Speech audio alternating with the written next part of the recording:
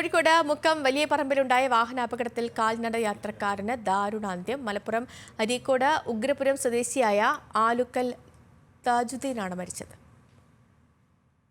കൊയിലാണ്ടി സംസ്ഥാന പാതയിൽ ഇന്നലെ രാത്രി 10:30 അപകടം. റോഡിന്റെ മറുവശത്ത് നിർത്തിയിട്ടിരുന്ന ഇരുചക്ര വാഹനമെടുക്കാൻ റോഡ് മുറിച്ചു കടക്കുന്നതിനിടെ മുക്കം ഭാഗത്തുനിന്ന് വന്ന കാർ താജൂദിനെ ഇടിച്ചിടുകയായിരുന്നു. ഈ കാറിന് പിന്നാലെ വന്ന മറ്റ് 2 കാറുകൾ താജൂദിന്റെ ശരീരത്തിലൂടെ കയറിയിറങ്ങി. അപകടശേഷം ഈ 2 കാറുകളും നിർത്താതെ പോകുന്നത് സമീപത്തെ CCTVയിൽ പതിഞ്ഞു.